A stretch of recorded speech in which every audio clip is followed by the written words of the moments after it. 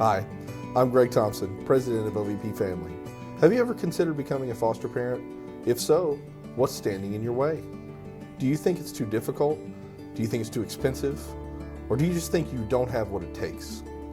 Today, we're going to set the record straight, tear down some of those perceived barriers, and do some myth busting about foster parenting. And joining us to help with that is Autumn Colbyhouse, foster parent licensing specialist for OVP Family.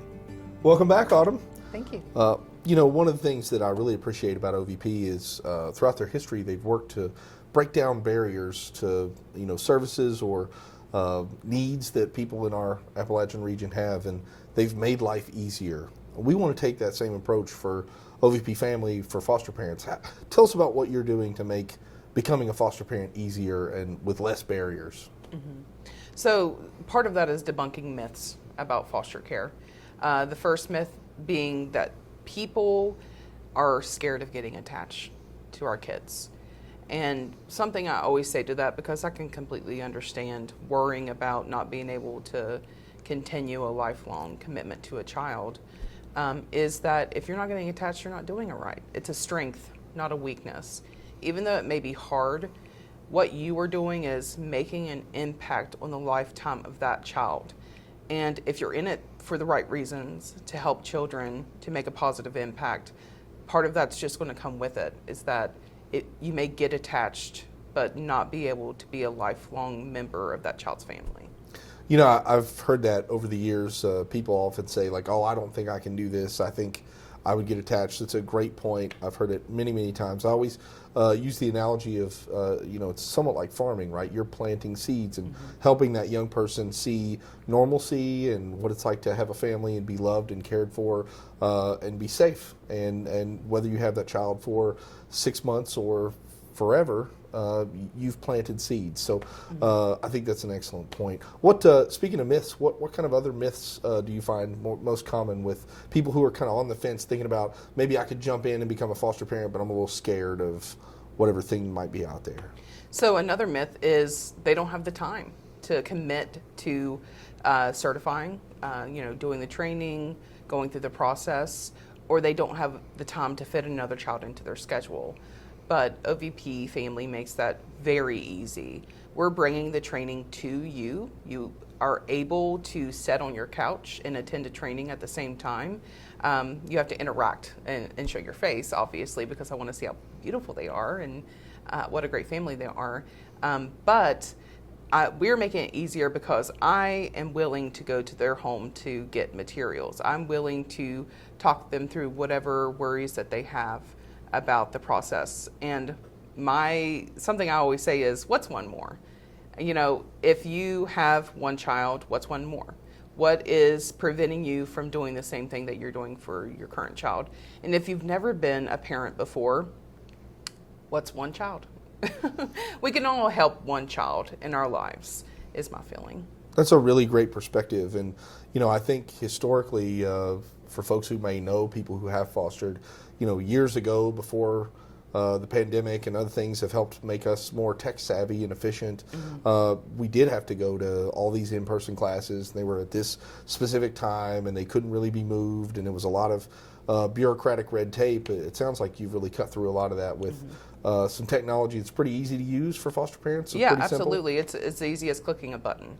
And I'm willing to get the paperwork to them however they want to do the paperwork. It's just the ease of the process has never been to this point before, where we're helping families get to foster care certification.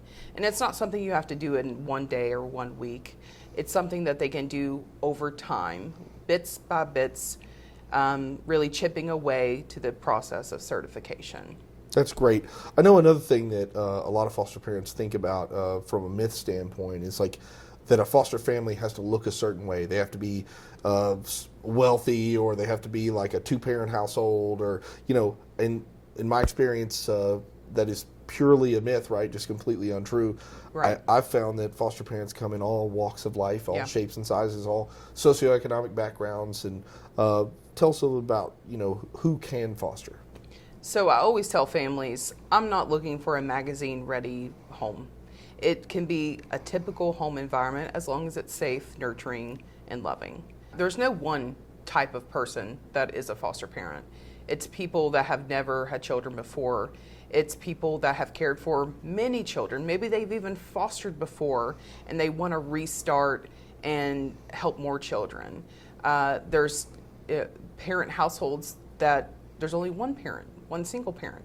And that is some of the best families, is those that aren't sure if they fit a mold, but the mold doesn't exist. So we want people that are able to provide a safe and loving environment for children. I think that's perfect. When I hear people come up with these ideas in their head of what they think a perfect foster family is, there isn't one, right? Mm-hmm. So we're actually looking for imperfect people. Yeah. None of us are perfect, right? So we all make mistakes, and foster parents will make mistakes, and the foster children will make mistakes, but we'll grow and learn together, and that to me is exciting. I've had many families worried that their home isn't good enough to provide foster care, but I always like to tell them, your home doesn't have to be magazine ready.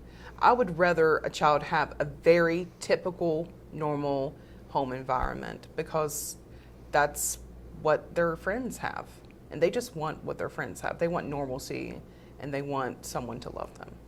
That makes total sense. I also think about another myth that comes to mind, and people often tell me that they think about adoption. They're interested in maybe fostering to adopt, and they think they may have a neighbor or a friend or a church member that has adopted some children or child from overseas, and that is often, those private adoptions are pretty pricey. Yeah. And I try to tell them that there are children locally that need adoption, right? Not that there's anything wrong with international adoptions, but there are children locally that you not only don't have to pay for, right? But we can help you financially. So maybe talk a little bit about that. Yeah, so a lot of people that come to me say, I'm not sure if I can do it. We're all kind of feeling an economic crunch. But what we do at OVP Family is make it as easy and not impact the wallet as possible.